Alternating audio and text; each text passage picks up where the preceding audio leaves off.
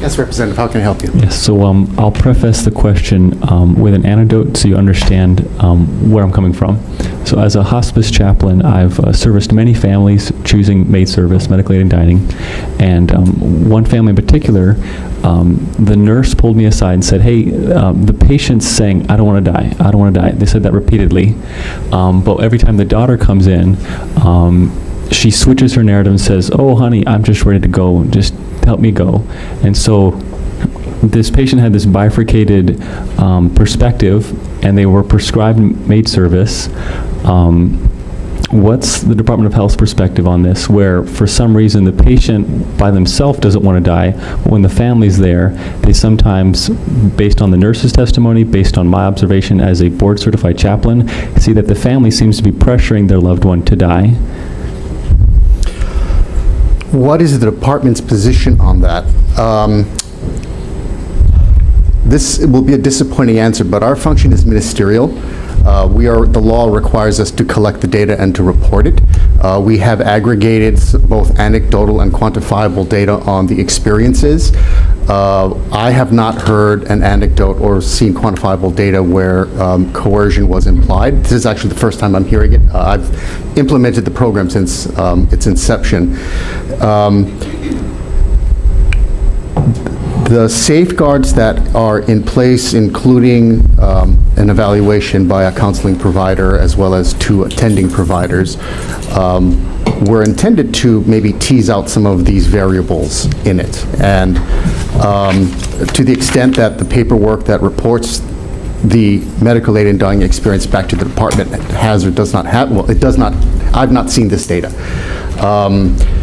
So I think I understand that may be an unsatisfying answer for you, that we do not have a position, but we consider this a private matter between a physician, a provider, and their patient. To the extent that the family is part of the equation, obviously we would encourage that. We do recognize that families may be divided in the choice that the individual is making, but that is still a family decision, and ultimately it does come down to the patient and the provider. That is the most irreducible relationship that this process supports. So again, I think that may be an unsatisfying answer for you, but I have not seen the data. I'm intrigued by that, and it is something that I think we need to noodle over very carefully. Thank you for your reply. There's another question I have, and to better understand the question, I'll share another anecdote. Being a chaplain for multiple years, providing pastoral care to these patients, another scenario was the patient wanted euthanasia, but the family didn't want it, so now it's flipped. Basically, the time came for, I think it was a cup of water. They put the pill in the cup of water, the patient drinks it or something like that so that they can die. And the process was supposed to take like 40 minutes. The patient didn't die till like 13 hours. And she basically went into a coma, and the family's, freaking out. The patient's just on the bed, non-responsive, and then she died like 13 hours later. Does the Department of Health have a comment on scenarios like that? That is within the scope of practice of medicine. We do not have a comment on that. I have heard anecdotes similar to that on the mainland. Medicine is, as much science is behind medicine, it is still an art.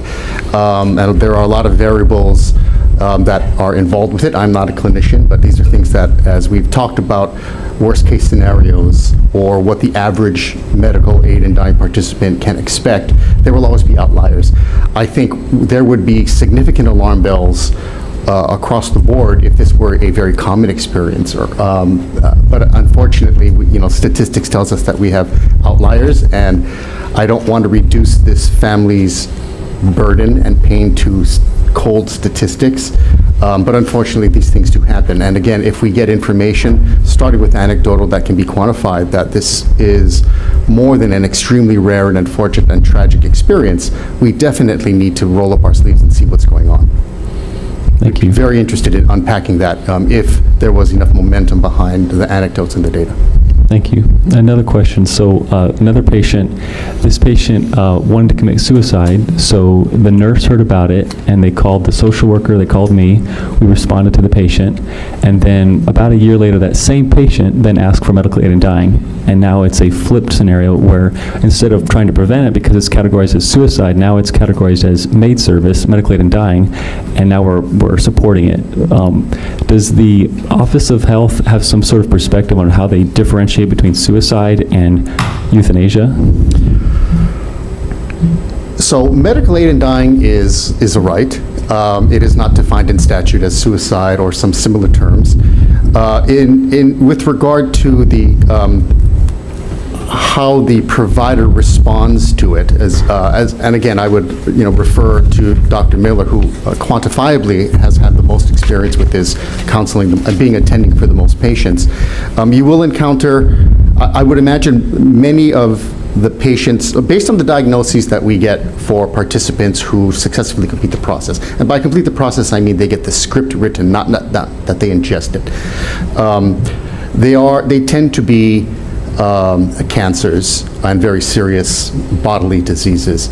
Again, I haven't seen diagnoses, or to the extent that it's on our forms, notes or anecdotes that this person last year attempted suicide.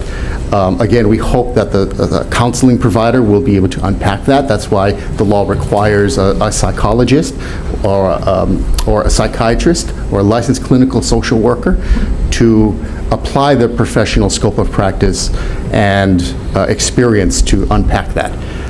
Again, no safeguard is 100% foolproof. These are really tragic anecdotes. And we need to continue to reassess where we are. So the data that we receive from providers and even some of the anecdotes that we get, I think, contribute to that better understanding of how we can balance safety and an individual's right to have agency at the end of their life. Thank you. Thank you. I heard you say that there's a desire to have these kinds of things, noted in the chart, that is patient wanting to commit suicide now, instead just opting for euthanasia. In this instance that I'm talking about, the nurse and the social worker, I believe, were Catholics, and they chose to opt out of that patient's circle because it was they felt guilty for being a part of such a thing. So that's probably why you didn't see. Whoever looks at these notes didn't see the notes because they just didn't want to talk about it anymore. They just stepped away from the patient's care. And the data that is supplied to the Department of Health is more metrics focused.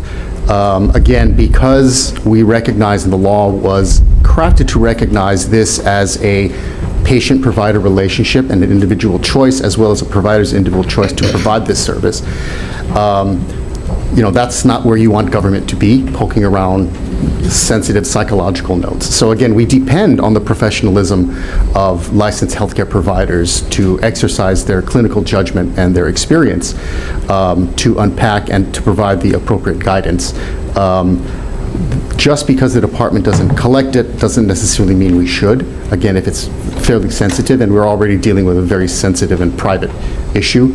But if that's where the legislature takes this law, then we will implement it, because again, our function is primarily ministerial. Thank you for being so gracious answering my questions. Just one last question. Can you provide a definition for suicide and then provide a contrasting definition for euthanasia? I'll have to get back to you. If you're talking about this with respect to the law, I'll have to talk to my Deputy Attorney General, because that's an interpretation of Hawaii by statute. But I'm happy to work with my Deputy AG and respond to the chair with that information. Thank you. Thank you. Thank you, members. Any other questions? Seeing none, we'll be moving on to